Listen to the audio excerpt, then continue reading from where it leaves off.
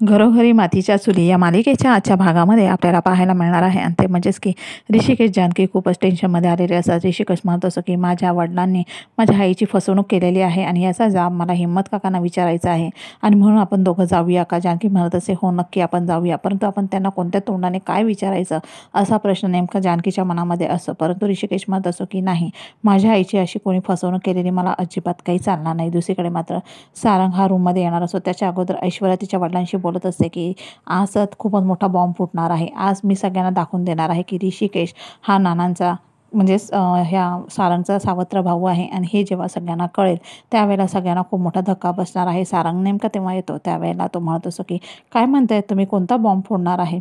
ऐश्वर्या लगेच फोन ठेवत असे आणि म्हणत असे की नाही, मला असं म्हणायचं होतं की ऋषिकेश आणि जानकी बहिणींचं आता लग्न झालं आहे ना, मग त्यांचा लग्नाचा बँड असं मी म्हणत होते। लगेच सारंग म्हणत असतो की तुमचं मराठी खरोखर खूप कच्चं आहे, लग्नाचा बँड नाही बार असो। मग लगेच तो म्हणत असतो की आपण आहे ना, आपण असं करूया का, त्यांना हनीमून पॅकेजसाठी वगैरे काहीतरी गिफ्ट देऊया का। लगेच ती म्हणत असे हो ना नक्की देऊया, आणि दे ना, कुठे द्यायचं ते तू दे। ती त्या मनामध्ये विचार करत असते जेव्हा हा मोठा बॉम्ब फुटेल ना त्यावेळेला तुला कळणार आहे की तो तुझा खरा भाऊ नाही, तो तुझा सावत्र भाऊ आहे।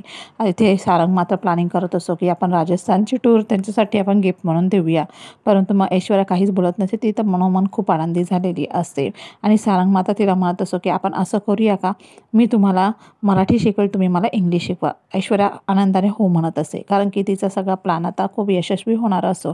ती म्हणत असते की या घराचा वाळवंट कसं होईल ना तेच बघा आता तुम्ही, असं मी खूपच आनंदित झालेली आहे। आता ज्या वेळेला हिम्मत काकाकडे हे दोघं जण गेलेले असतात, तो फोटो पुन्हा त्यांना दाखवला जात असतो आणि म्हणत असतो की प्लीज आम्हाला सांगा, परंतु हिम्मत काका आम्हाला काय, म्हणजे हिम्मत काका आहे ते काही सांगत नसतात। ते म्हणत असतात की नाही, माझ्या बहिणीने जे काही वचन दिलेलं आहे त्या मी अडकून बसलेलो आहे आणि मी अजिबात असं काही करणार नाही। परंतु तुम्हाला एक गोष्ट सांगू का, तुमचे नाना खूप चांगले आहेत, त्यांच्यासारखा देवमाणूस तुम्हाला शोधून देखील सापडणार नाही आहे आणि त्यामुळे मला असं वाटतं की तुम्ही त्यांनाच विचारा। मग ऋषिकेश म्हणत असतो ठीक आहे, मी फोनवर विचारतो। पण लगेचच हिम्मत काका म्हणत असतात की तसं अजिबात करू नका, जेव्हा ते प्रत्यक्ष येतील ना तेव्हाच तुम्ही विचारा। मग ऋषिकेश म्हणत असतो की म्हणजे तुमचं असं प्लॅनिंग आहे का, आम्ही गेल्यानंतर लगेच तुम्ही त्यांना फोन करणार, सतर्क करणार आणि नंतर मग ते अजून दुसरी कोणती तरी गोष्ट आम्हाला सांगणार, असं काही नाही। त्यावेळेला हिम्मत काका म्हणत असतात की तसं काही होणार नाही, मी तुम्हाला वचन देतो, कारण मी वचनाचा चांगला पक्का आहे, तुम्हाला तर माहितीच आहे ना। मग लगेचच तो म्हणत असतो की मला सगळं माहिती आहे, पार्वतीबाईचं आहे ते त्यांच्या आयुष्यामध्ये आहे, परंतु हे त्याच्याबद्दल तुम्हाला अर्ध सत्य माहिती आहे, पूर्ण सत्य अजिबात माहिती नाही आहे। ऋषिकेश मात्र म्हणत असतो की नाही, मला सत्य काहीही करून ऐकून घ्यायचंच आहे आणि म्हणूनच तो हट्टाला पेटलेला असो। हिम्मत पुन्हा म्हणत असतो की नाही, मी तुम्हाला काही सांगू शकत नाही आहे। दुसरीकडे नाना घरी आलेले असतात आणि ते खूप खुश असतात, सगळ्यांना प्रसाद देत असतात। ऋषिकेशला देखील प्रसाद दिला जात असतो, परंतु ऋषिकेश हात पुढे करत नाही। जानकीला दिला जातो त्यावेळेला ती हात पुढे करते आणि घेत असते, परंतु ऋषिकेशच्या मनामध्ये एवढे मोठमोठे प्रश्न आहेत ते निर्माण झालेले असतात आणि म्हणूनच मग तो रूममध्ये सरळ जातो। नानांना इथे वाईट वाटलेलं असं की काय झालेलं आहे। सुमित्रा देखील तेथे असते, ती म्हणत असते की काय झालेलं आहे, हा असा विचित्र काय वागत आहे। मग ज्या वेळेला तो रूममध्ये गेला त्या जानकी देखील मागे मागे जाते आणि म्हणत असते की काय झालेलं आहे। त्यावेळेला तो म्हणत असतो की नाही, मी त्या माणसाशी नाही बोलू शकत, ज्या माणसाने माझ्या आईला फसवलेलं आहे, त्यांच्या आयुष्यामध्ये दुसरी बाई आहे, तर मी कसं बोलू, कोणत्या तोंडाने बोलू, मला अजिबात नाही ते बघवत आहे।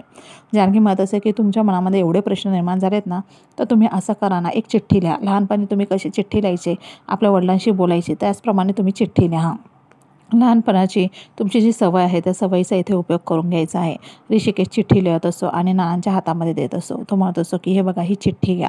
लगे नाना म्हणत असतात कसली चिठ्ठी आहे। सुमित्राला देखील वेगळंच वाटत असं, ती म्हणत असते की याच्या मनामध्ये नक्की काय चाललेलं आहे। नानांना देखील थोडासा प्रश्न पडलेला असतो, ह्याला काय झालेलं आहे। ते म्हणत असं, ऋषिकेश म्हणत असतो की ती चिठ्ठी तुम्ही खोला आणि वाचा, तेव्हा तुम्हाला सगळं काही कळणार आहे, कारण त्याच्या मनामध्ये खूप गोंधळाची परिस्थिती निर्माण झालेली असते। दुसऱ्या दिवशी मात्र गोंधळ असतो आणि त्यावेळेला मात्र सगळेजण आलेले असतात आणि मग तेथे अचानक लाईट गेलेली असते।